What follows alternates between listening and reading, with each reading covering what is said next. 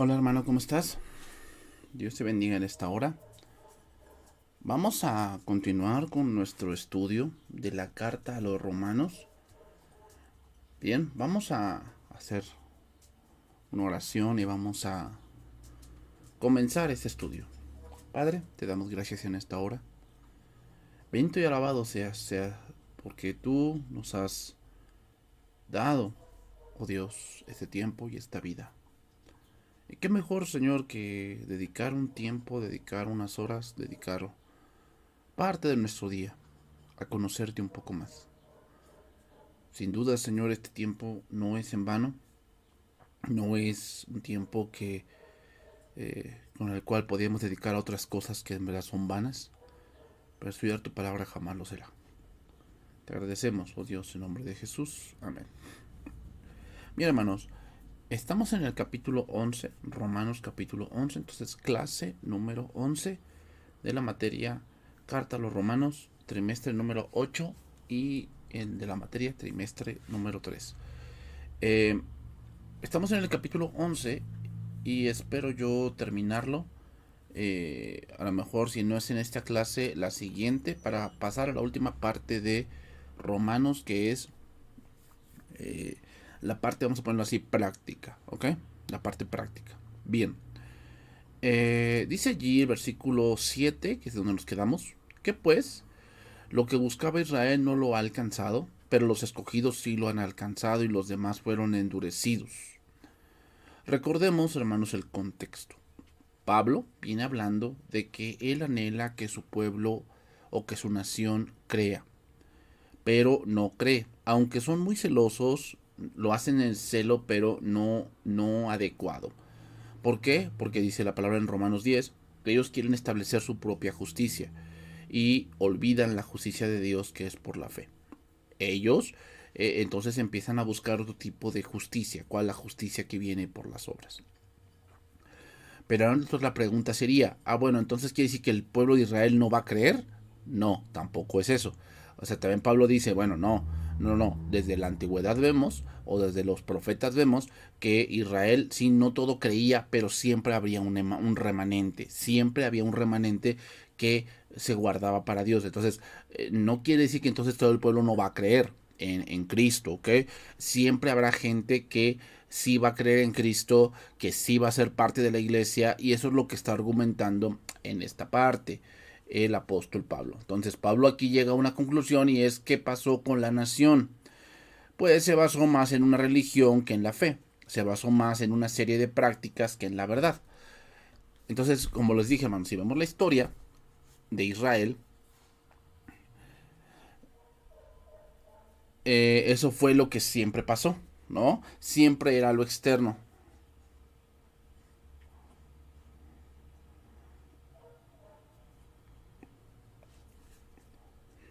Siempre era algo que ellos pues seguían a Dios mientras personas vivían, ¿no? Mientras vivió Josué, mientras vivió Caleb, mientras vivió eh, Sansón, mientras vivió Débora, mientras vivió... Eh, ¿qué otro podemos decir? Gedeón, ¿no? Entonces, así era el pueblo. Entonces, pero aún así, en todo en medio de esa apostasía que había, siempre había un remanente, o sea, siempre había gente que no doblaba rodilla. Entonces, dentro del pueblo de Israel, sí hay gente que cree en Cristo, sí hay gente que ha comprendido, ¿ok? Que ha comprendido las escrituras, sí hay gente, ¿ok? Dice ahí, Primera de Reyes 15:9. En el año 20 de Jeroboam, rey de Israel, Asa comenzó a reinar sobre Judá y reinó 42 años en Jerusalén. El nombre de su madre fue Maaca, hija de Abisalom. Asa hizo lo recto ante los ojos de Jehová, como David su padre, porque quitó del país a los sodomitas. O sea, fíjense lo que ya había gente que pues se dedicaba. Aquí sodomitas se refiere a dos cosas. Una, lo entendemos, la palabra homosexuales, gente que era puramente inmoral, pero también se refiere a que ya había ciertas calles de Jerusalén que se dedicaban pues a brindar servicio. ¿Ok? ¿ok? Y quitó todos los ídolos que sus padres le habían hecho. También privó a su madre Maaca de ser reina madre porque había hecho un ídolo de acera. Además deshizo Asa el ídolo de su madre y lo quemó junto al torrente de Cedrón. Sin embargo, los lugares altos no se quitaron. Con todo, el corazón de Asa fue perfecto para con Jehová toda su vida. También metió en la casa de Jehová lo que su padre había dedicado y lo que él dedicó, oro, plata y alhajas. Bien, entonces, el remanente tiene que ver con el corazón, hermanos. Quiero que se den cuenta en este último verso. Sin embargo, los lugares altos no se quitaron. Es decir, ya había un problema no externo, hermanos. O sea, el problema no era quitar las imágenes. Asa lo hizo. El problema ya era el corazón del pueblo. El corazón del pueblo ya estaba en una decadencia. ¿Ok, hermanos? Ya estaba en una decadencia. Y a pesar de que Asa se esforzó por que el pueblo volviese a Dios, era algo difícil. ¿Ok? Entonces, siempre, ese es el problema en este caso de Israel. ¿Cuál es el problema de Israel? Israel no tiene imágenes. Aunque bueno, parece que tiene parece que hay dos Israeles, hermanos. El Israel de Jerusalén, donde viven los ortodoxos y los religiosos y gente que ha entendido muy bien lo que es la Torah. Y Tel Aviv, que es como que la otra cara de la moneda. Es una ciudad del pecado, es una ciudad, Tel Aviv, donde vive mucho libertino, donde vive mucha gente que se ha amoldado a este mundo. Pues obviamente siempre va a haber un remanente, ¿ok? Yo no digo que el remanente sea Jerusalén. Lo que digo es que aún en medio de todo eso, hermanos, aún en medio de todo eso, van a surgir gente que sí cree en Dios. Bien. Hebreos 3:16. Dice allí, ¿quiénes fueron los que habiendo oído le provocaron? ¿No fueron los que salieron de Egipto por mano de Moisés? ¿Y con quiénes estuvo él disgustado 40 años? ¿No fue con los que pecaron, cuyos cuerpos cayeron en el desierto? ¿A quienes juró que no entrarían en su reposo, sino a aquellos que desobedecieron? Y vemos que no pudieron entrar a causa de incredulidad.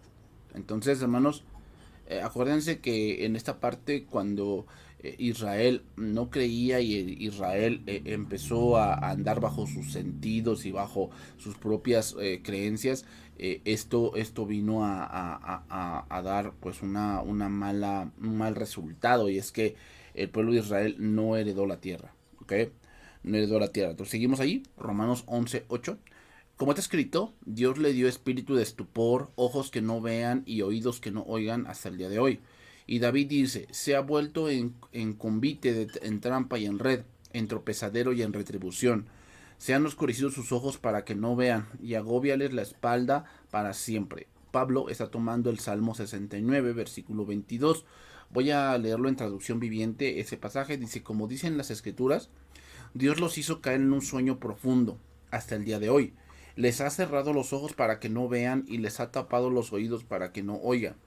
También David dijo que su mesa de abundancia se convierte en una red, en una trampa que los lleve a pensar que todo está bien, que sus bendiciones los hagan tropezar y que reciban su merecido, que sus ojos queden ciegos para que no puedan ver y la espalda se les encorve para siempre.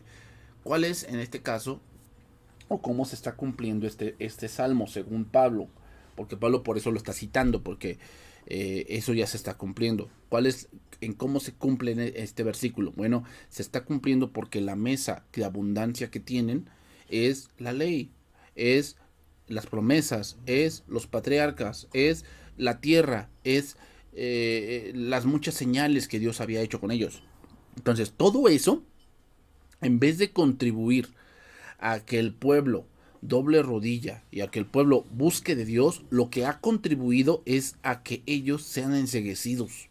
O sea, ellos mismos, hermanos, tomando mucho de lo que ellos creen saber, de lo que mucho que ellos creen entender, de lo mucho que ellos creen caminar, hermanos, se han enceguecido. Entonces ellos han puesto su propia justicia y eso se ha vuelto trampa para ellos. sus bendiciones y se los hagan tropezar y que reciban su merecido. O sea, están recibiendo su merecido. ¿Por qué? Porque todo judío que muere sin Cristo se va al infierno, hermanos. Entonces, sí se está cumpliendo esto. ¿Qué se está cumpliendo? Bueno, se está cumpliendo que el pueblo, a pesar de todas las bendiciones que Dios ha dado, o sea, de que ese pueblo, pues obviamente, especialmente Dios lo eligió y le dio cosas que ninguna nación tiene. Pero esas cosas que Dios le ha dado y que fueron por un propósito, ese propósito ellos mismos lo han torcido. ¿Por qué? Pues porque en vez de llevarlos a Dios, han desarrollado su propia justicia. Seguimos con el versículo 11. ¿Qué pues digo? ¿Han tropezado los de Israel para que cayesen? En ninguna manera. Pero por su transgresión vino la salvación a los gentiles, para provocarles a celos. ¿Qué quiere decir? Quiere decir que, vean lo que dice traducción viviente, ¿acaso el pueblo de Dios tropezó y cayó sin posibilidad de recuperarse? Es decir, Dios los ha echado por completo, ya ellos ya no se pueden salvar, ellos nunca van a creer. No, no, no, no, no. O sea, tampoco no nos vayamos al otro extremo. O sea, creo que vean los dos extremos. Un extremo sería que solamente los judíos se pueden salvar, lo cual no es cierto, ¿ok? Porque la iglesia es el conjunto de gentiles y judíos. Entonces, no es necesario volverse judío para tener la salvación. Eso es un extremo. Pero el otro extremo sería decir que ya los judíos no tienen salvación. O sea, que ya los judíos fueron completamente desechados. No, no. Sino que esa parte de su incredulidad hace más grandiosa la salvación que Dios ha otorgado a los gentiles. Pero hermanos, no, o sea, la salvación no fue a los gentiles. Fíjense bien lo que voy a decir, porque esto es importante que ustedes también lo entiendan. La salvación vino a los gentiles no por la transgresión de Israel, sino porque ese siempre fue el plan, ¿ok? O sea, a pesar de que Israel no hubiera transgredido, el plan seguiría siendo el mismo, ¿cuál? La salvación a los gentiles. Ese siempre ha sido el plan. Pero la transgresión de Israel ha hecho que el plan de Dios sea más glorioso. ¿Por qué? Porque al pueblo que no tenía las herramientas que Dios le dio como a Israel, ha creído. Eso es por eso provocarles a celos, hermanos.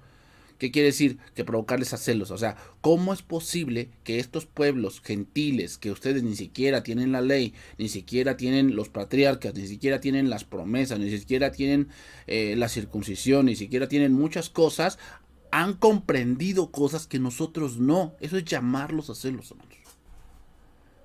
¿Por qué? Porque en verdad, hermanos, o sea, ahorita que estudiamos este tipo de pasajes, ellos no lo entienden, hermanos, en verdad. O sea, tú puedes leer en YouTube o buscar en YouTube a rabinos que son doctores en algo y sacan profecías exaltando a Israel en un lugar que no es verdad y no toman en cuenta la iglesia, sino que ellos dan como por entendido, hermanos, que Israel es como que lo máximo y la iglesia es como un abortivo.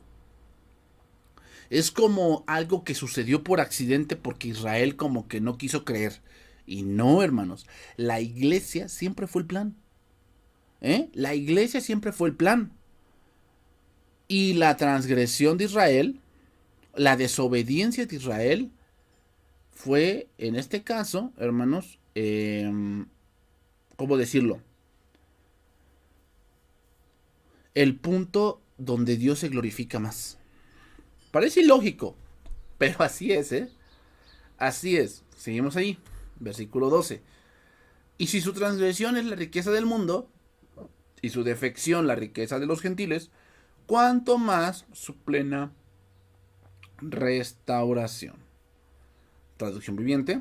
Ahora bien, si los gentiles fueron enriquecidos porque los israelitas rechazaron la oferta de salvación de Dios, imagínense cuánto más grande será la bendición para el mundo cuando ellos por fin lo acepten. A ver, ¿a qué se refiere su plena restauración? ¿Se refiere al 48? Al 48, cuando Israel regresa a Jerusalén y se vuelve ahora un estado independiente. ¿A eso se refiere? No, hermanos. Y los dispensacionalistas dirían, bueno, se refiere al milenio cuando ya ellos crean.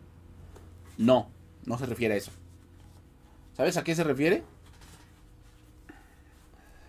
a que ellos de verdad crean. Cuando ellos de verdad crean. Cuando ellos de verdad sean parte de la iglesia. ¿Qué? Cuando ellos de verdad sean parte de ese plan que Dios ya ha dicho. ¿Por qué será más glorioso? Porque se darán cuenta de muchas cosas que se habló para ellos y que ellos mismos no entendieron. Será más glorioso, hermanos, porque vean, o sea, que vean, ese es el pueblo a lo cual dice la palabra que a lo suyo vino y los suyos no le recibieron. O sea, eso es algo vergonzoso, que a lo suyo vino y los suyos no le recibieron. ¿Qué será más glorioso? Pues que los suyos entiendan aquello que antes no entendieron. O sea, qué glorioso sería, hermanos, que también el pueblo de Israel predique de Cristo. Pero ustedes vean videos de Israel y ellos no predican de Cristo. Ellos predican de las cosas que no pueden hacer, el día de reposo, predican de el Talmud, lo que dice tal rabino, predican del holocausto, predican de su regreso a Jerusalén, predican de la batalla de los 6 días, predican de muchas cosas. Pero de Cristo no predican. ¿Por qué? Porque no creen. Qué glorioso será ese día cuando estos judíos sí crean. ¿Por qué? Porque será el pueblo, porque será esas personas que de verdad den por sentado que Cristo es el Mesías, el rey de los judíos. ¿Okay? Seguimos ahí, Romanos 13:14. Porque a vosotros hablo, gentiles, por cuanto yo soy apóstol de los gentiles, honro mi ministerio. Por si en alguna manera pueda provocar a celos a los de mi sangre y hacer salvos a algunos de ellos. ¿Cómo es provocarles a celos? Nuevamente, recuerden, hermanos, que una de las cosas que los judíos no aceptaban es que les echaran la culpa de la muerte de Jesús. Recuerden que cuando detuvieron a Pedro y a Juan, ellos les dijeron y los amenazaron que no hablaran más en ese nombre, ¿no? O sea, los amenazaron que no hablaran más en ese nombre. Es decir, ellos no aceptaban que las promesas del Antiguo Testamento, que todo el sistema levítico, que todo lo que los profetas habían hablado, que todo lo que Moisés había hablado se cumplía en Cristo. Ellos no lo aceptaban. Llamar a celo al pueblo de Israel es que ellos vean que como un pueblo que no es pueblo, entiende mejor las cosas que están escritas que ellos mismos. Porque hermanos, como se los dije, hay judíos que se dedican 19 horas al día a estudiar la Torah. Pero te das cuenta que o sea, no, yo no digo que sea malo, está bien. Pero aún así, con todo eso, no entienden, hermanos. No entienden. Y eso es porque la salvación no es de hombre, es de Dios. Por eso no entienden, hermanos. ¿Qué? Entonces, ¿por qué dice, habla ustedes gentiles? Bueno, porque nosotros como gentiles sí hemos entendido. Y ese entendimiento que hemos tenido por el Espíritu Santo debe llamar a celo a los judíos. ¿Por qué? Porque nosotros tenemos algo que ellos siguen esperando. Ellos siguen en las sombras, nosotros ya estamos en la luz. Recuerden que todo lo anterior es sombra de lo que habría de venir. Seguimos ahí. Romanos 11:15. Sigue diciendo. Porque si su exclusión es la reconciliación del mundo, ¿qué será su admisión sino vida de entre los muertos? Pues si el rechazo de ellos hizo que Dios ofreciera la salvación al resto del mundo, la aceptación de ellos será algo aún más maravilloso, será vida para los que estaban muertos. ¿Qué quiere decir? Que la salvación está disponible, pero parece que el pueblo de Israel es el que menos la acepta. ¿Eh? Eso es lo que quiere decir ese verso. O sea, no quiere decir, nuevamente, no quiere decir que la salvación se dio para los gentiles pues porque Israel no creyó. No, la salvación para los gentiles siempre ha sido así, ¿eh? Siempre, o sea, no, la salvación no se liberó para nosotros porque Israel la rechazó. No, la salvación, siempre el plan ha sido que sea para todo el mundo. Así es, ¿eh? O sea, no es por Israel, o sea, no es que el mundo dependa de Israel, no, dependemos de Cristo. Ahora, otra cosa importante, hermanos, otra cosa importante. ¿A qué se refiere con su admisión será vida de entre los muertos? Que parece que como que Israel no cree y nunca va a creer, pero estamos hablando del remanente, ese es el contexto. Y que cuando dice Pablo, cuando ellos crean, será como que un muerto que parece que no tenía remedio vuelva a vivir. Eso es lo que quiere decir. No significa que ya no tengan oportunidad. No está diciendo eso Pablo, sino más bien está diciendo que sin duda ellos han rechazado el Evangelio y en ese momento no creen en él, sin embargo llegarán a creer en él. Algunos, no la nación, hermanos, algunos van a creer. Y eso va a hacer como que ellos, ese pueblo que parecía que no tenía remedio, ha vivido de nuevo. Eso es lo que quiere decir. Ha vivido de nuevo como vida de entre los muertos. Sigue diciendo, versículo 16. Si las primicias son santas, también lo son la masa restante. Y si la raíz es santa, también lo son las ramas. Pablo aquí empieza a hablar de similitudes que sin duda el público que tiene, pues entiende. Pero nosotros a veces a lo mejor no entendemos muy bien porque pues no estamos muy acostumbrados a esa parte. Las primicias aquí se refiere a la primera cosecha que se ofrecía a Dios en el Levítico, la cual santificaba lo demás. Es decir, si lo primero era santo, por lo demás la cosecha restante también lo era. Y esto se ve en Abraham, hermanos, las primicias y así todo lo demás caminaron a la manera de Abraham para alcanzar salvación. O sea, ¿qué son las primicias? Pues es obvio que el patriarca Abraham. Esas son las primicias, hermanos. ¿Dónde inició el pueblo judío? Inició en Abraham. Ahí inició. Las primicias son santas. ¿Por qué? Porque él creyó. Y de ahí dice que él fue el padre de muchedumbres. Entonces quiere decir que aquellos que creen y que son de fe son hijos de Abraham. Los judíos se creen hijos de Abraham, pero no lo son. Jesús mismo se los dijo en Juan capítulo 8, les dijo, si fueseis hijos de Abraham, las obras de Abraham haríais. Entonces, ustedes no son parte de las primicias, ustedes son gente que no ha creído y que sin duda van a recibir las consecuencias, ¿ok? Entonces, a eso se refiere con la masa restante, ¿ok? La masa restante. Y si la raíz es santa, también lo son las ramas, ¿ok? Da la misma idea, está hablando de lo mismo, ¿ok? Sigue diciendo, algunas ramas, o pues si alguna de las ramas fueron desgajadas y tú, siendo olivo silvestre, has sido injertado en lugar de ellas y has sido hecho participante de la raíz y de la rica savia del olivo, no te jactes contra las ramas, y si te jactas, sabe que no sustentas tú a la raíz, sino la raíz a ti. Ok, entonces, a ver, ¿quiénes son, en este caso, nosotros somos una rama silvestre que aquí se mantiene, aquí se refiere a los gentiles, ¿ok? Las ramas naturales, ¿quiénes son? Israel, ¿ok? Israel. ¿Y quién es la raíz? Cristo, ¿ok? El olivo es Cristo. Entonces, lo que nos interesa aquí está, voy a simular que aquí hay una rama que tiene muchas raíces, ¿ok? Muchas raíces. Y esa rama es Cristo. Ahora, esa rama, como un olivo, tiene diferentes ramas, ¿ok? Tiene diferentes ramas. Pero algunas de estas ramas no creyeron, por lo tanto fueron desechadas.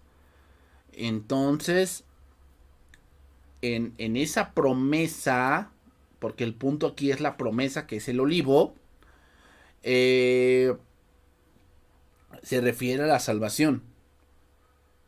Y se refiere a la iglesia. La iglesia es un conjunto de personas que está formado por judíos y gentiles. ¿Ok? Veamos este pasaje, mire, Jeremías 11:16. Olivo verde, hermoso en su fruto y en su parecer, llamó Jehová tu nombre, a la voz del recio estrépito hizo encender fuego sobre él y quebrantó sus ramas. Porque Jehová de los ejércitos que le plantó ha pronunciado mal contra ti, a causa de la maldad que la casa de Israel y la casa de Judá han hecho, provocándome a ira con incensar a Baal. ¿Ok? Vemos que entonces el olivo se refiere al pueblo de la promesa o a la promesa en sí. La promesa en sí, porque después dice que ha pronunciado mal contra ti a causa del mal y luego dice quebrará sus ramas. ¿Qué son las ramas? Parte del pueblo o el pueblo en sí. El pueblo que no, según este versículo, no se mantuvo en la promesa. ¿Ok? Bien. Entonces, ¿quiénes son las ramas silvestres? Nosotros, los gentiles. Las ramas naturales, pues es Israel.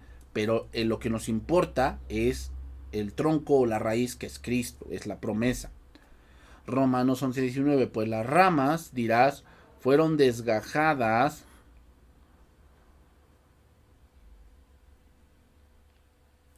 para que fuese yo injertado. ¿Ok?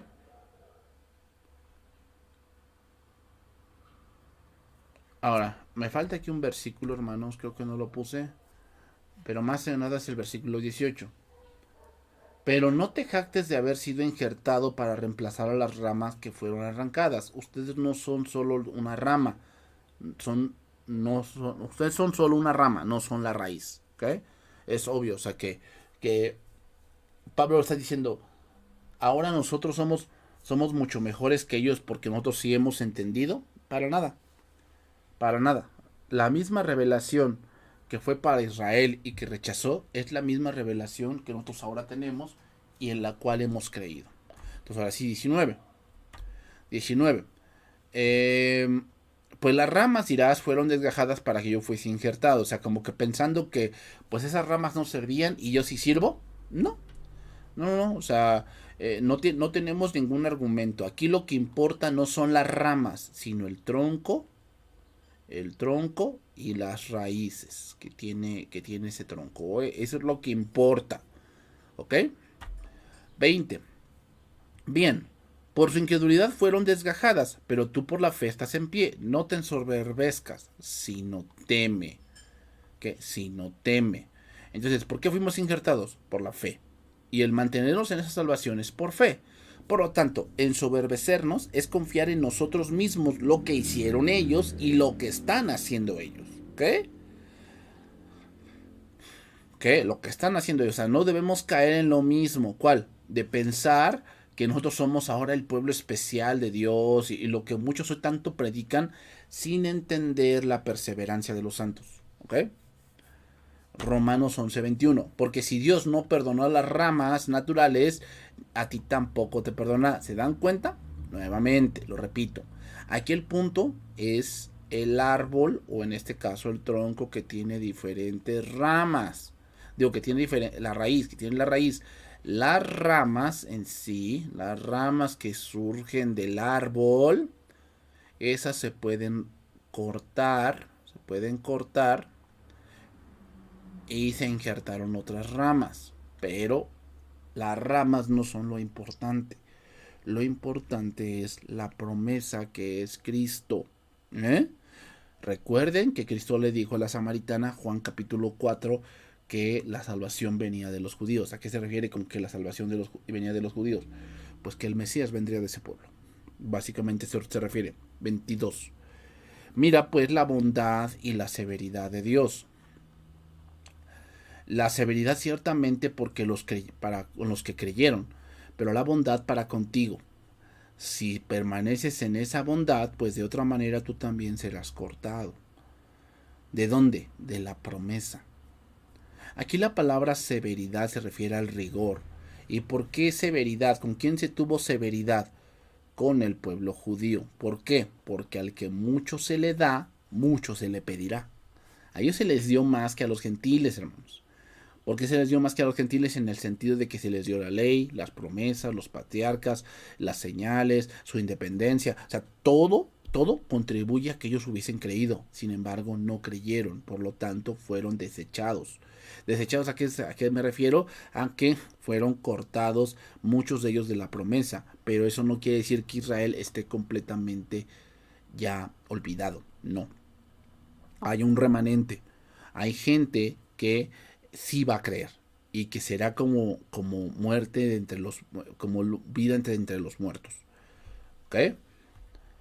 23 y 24. Estoy diciendo. Y aún ellos, si no permanecieren en incredulidad, serán injertados, pues poderoso es Dios para volverlos a injertar. Porque si tú fuiste cortado del que por naturaleza es olivo silvestre, y contra naturaleza fuiste injertado en el buen olivo, cuánto más estos que son las ramas naturales serán injertados en su propio olivo. O sea, es obvio que, vamos a ponerlo así, que Pablo dice, bueno, es obvio que ellos sería que tuviesen más oportunidad de creer que nosotros. ¿Por qué? Pues porque nosotros somos olivos silvestres, es decir, nosotros no tenemos, nuevamente, todas las herramientas que Dios sí le dio a este pueblo. Por lo tanto, es más seguro, hablando humanamente, es más seguro que este pueblo crea que un gentil crea, ¿verdad? Pero ¿qué pasa? Los gentiles han creído, pero no por su mucho, porque sean mejores que las ramas naturales, no, sino simplemente por la fe, ¿ok? Por la fe. Romanos 11:25. Ahora vamos a ver ahí otro punto, la restauración de Israel. Porque no quiero, hermanos, que ignoréis este misterio, que para que no seáis arrogantes en cuanto a vosotros mismos, que ha acontecido Israel endurecimiento en parte hasta que haya entrado la plenitud de los gentiles. A eso se le llama, ¿qué se le llama la plenitud de los gentiles? Bueno, Pablo utiliza esta frase para dar a entender que la iglesia siempre ha sido el plan, pero que vemos que ahora la iglesia tiene un poquito más de gente gentil que israelita. ¿Ok? Que israelita. Entonces, ¿qué pasó? ¿Cuál es el problema con Israel? El problema con Israel es su mucha religiosidad. Y lo podemos ver en este pasaje, Mateo 3:1.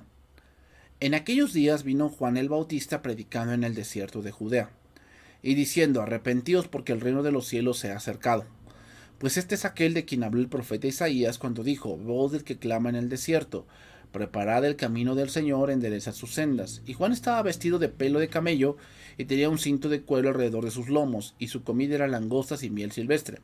Y salía a él Jerusalén y toda Judea y toda la provincia de alrededor del Jordán, y eran bautizados por él en el Jordán confesando sus pecados. Al ver que muchos de los fariseos y los saduceos, ¿no?, gente religiosa, venían a su bautismo, les decía, generación de víboras, ¿quién nos enseñó a huir de la ira venidera? Haced pues frutos dignos de arrepentimiento. ¿Por qué Juan les dijo esto a este grupo? La respuesta es porque ellos se bautizaban, pero no cambiaban. O sea, ellos solamente tomaban el bautismo como un cliché, como algo que ellos hacían simplemente para agregarle una obra más a su haber, a su currículum, pero ellos no creían. Haced pues frutos dignos de arrepentimiento. Y no penséis decir dentro de vosotros mismos, a Abraham tenemos por padre, porque yo os digo que Dios puede levantar hijos de Abraham aún de estas piedras. ¿Ya se dan cuenta? Nuevamente, hijos de Abraham. ¿A qué se refiere? A las primicias. Las primicias son los patriarcas y ellos piensan que si las primicias son santas, ellos también lo eran, pero sin creer. Y también la hacha está puesta en la raíz de los árboles. Aquí se refiere a los hombres. Por tanto, todo árbol que no da buen fruto es cortado y echado en el fuego. Yo a la verdad os bautizo en agua para arrepentimiento, pero el que viene tras de mí, cuyo calzado yo no soy digno de llevar, es más poderoso que yo, él los bautizará en Espíritu Santo y fuego. Su aventador está en su mano y limpiará su era, y recogerá su trigo en el granero y quemará la paja en fuego que nunca se apagará. Según el contexto, ¿quién es la paja? Este grupo. que es casi todo el pueblo judío. Ahora, ¿cuándo va a suceder esta parte? En el fin del siglo. ¿Ok?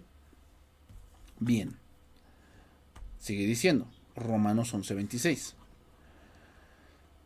Y luego todo Israel será salvo, como está escrito. Vendrá de Sión el libertador, que apartará de Jacob la impiedad. Y este será mi pacto con ellos, cuando yo quite sus pecados. Así que en cuanto al evangelio son enemigos por causa de vosotros, pero en cuanto a la elección son amados por causa de los padres.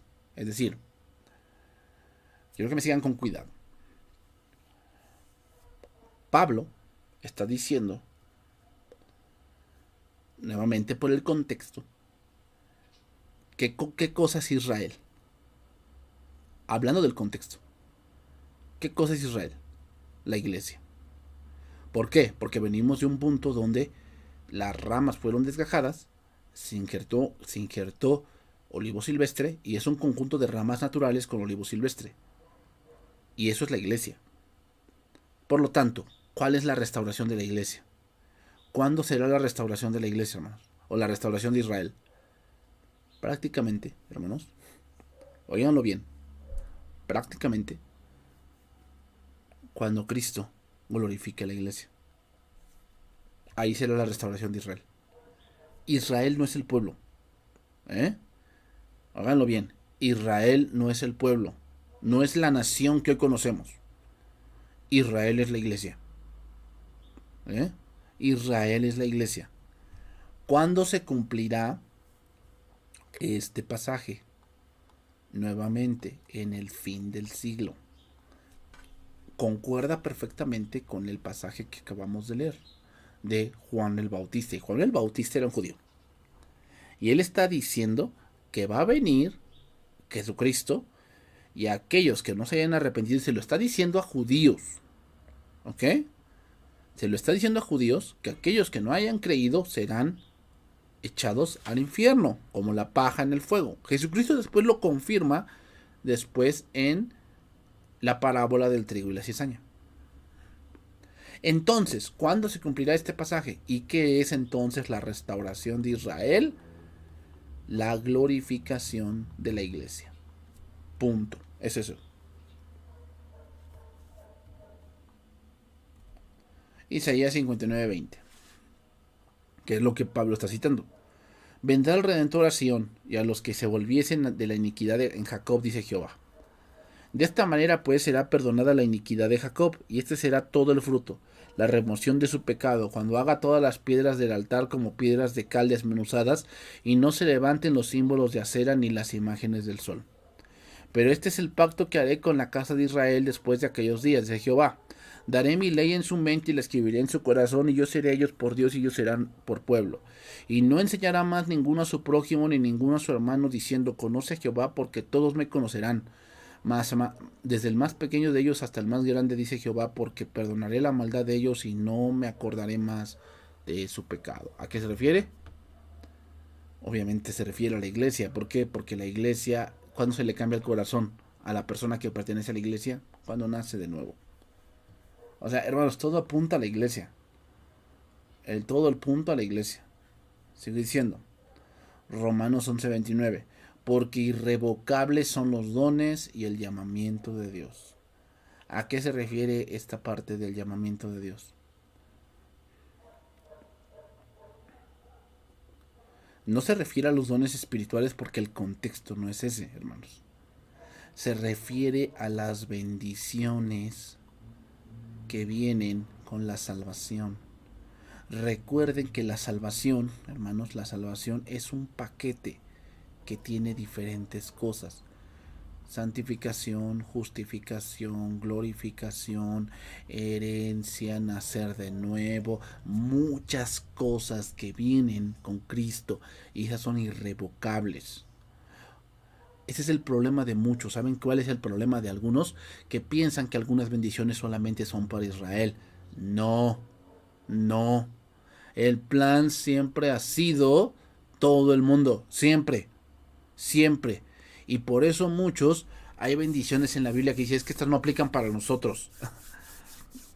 Hágaselo. Estoy hablando de bendiciones, estoy hablando de leyes. hablando de bendiciones, las cuales son para todos los que están en Cristo, porque en Cristo todas las bendiciones de Dios son sí y son amén. ¿Ok? 30 y 31.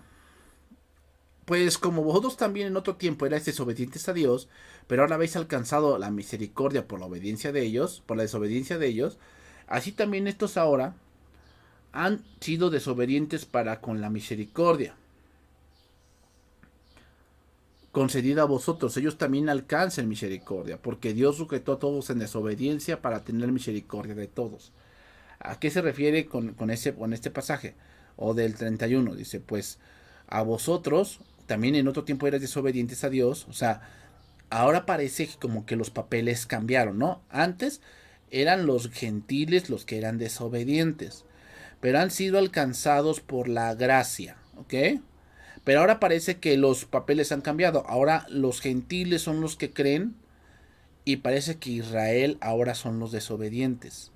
Pero la gracia también los alcanzará a ellos. ¿A qué parte de Israel? Me refiero ahora al pueblo. Al remanente. ¿Para qué? Para que pertenezcan al Israel de Dios. ¿Cuál es el Israel de Dios? La iglesia. O sea, otra vez, la iglesia es el conjunto de judíos y gentiles. Pero parece que hoy la iglesia tiene más gentiles que judíos. Pero eso no quiere decir que los judíos no vayan a creer. Sin duda van a creer. ¿Cuándo? Dios sabrá. Dios sabrá para que sean también parte de la iglesia. No porque los vaya a salvar como un pueblo extra de la iglesia. No, no. Sino para ser parte de la iglesia. ¿Ok? Porque Dios sujetó a todos en desobediencia para tener misericordia de todos. ¿Esto dónde lo vemos? Romanos capítulo 3. Cuando dice, por cuanto todos pecaron, están destituidos de la gloria de Dios. ¿Quiénes todos? Pues todos. Tanto judíos como gentiles. Todos han pecado y están destituidos de la gloria de Dios. ¿Ok? Oh profundidad de las riquezas de la sabiduría y la ciencia de Dios. Cuán insondables son sus juicios e inescrutables sus caminos. Ya dice Pablo, aquí se le llama una doxología.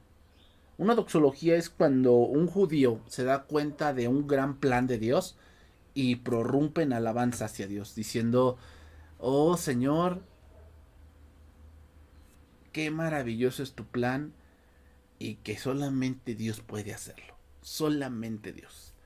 Y ese plan, hermanos, ese plan de que Dios, o el plan que se llama la iglesia, a pesar de que Israel sea rebelde y que los gentiles estaban lejos y aún de esos dos pueblos hizo uno solo llamado la iglesia, es algo que solamente Dios pudo haber hecho. Solamente Dios. 34 al 36 para terminar este capítulo. Porque ¿quién entendió la mente del Señor? ¿O quién fue su consejero? ¿O quién le dio el primero para que fuese recompensado? Porque de Él y por Él y para Él son todas las cosas, a Él sea la gloria por los siglos. Amén. ¿Qué quiere decir? Todo este plan que Pablo ha estado hablando desde el capítulo 9 es para gloria de Dios. Ahí culmina todo. Ahí empieza todo, ahí culmina todo. ¿Cuál? La gloria de Dios. Entonces, ¿qué concluimos en este pasaje, hermanos? Bueno, que la solemne advertencia de que si la cristiandad gentil no pertenece a su bondad, será cortada. Las ramas gentiles que han sido injertadas son para la gloria de Dios, pero sin duda aquí parece como que Israel ya no tiene oportunidad, pero no es así. Siempre habrá un remanente que crea y ese remanente será la iglesia. ¿Ok? Siempre habrá gente que sea la iglesia. ¿Ok? Y que parece que a lo mejor los israelitas como que no creen. Pero siempre habrá algunos que sí crean y que pertenecen a la iglesia, porque el verdadero Israel no es la nación, el verdadero Israel es la iglesia. Bien, hermanos, que Dios los bendiga y nos vemos la siguiente clase. Bendiciones.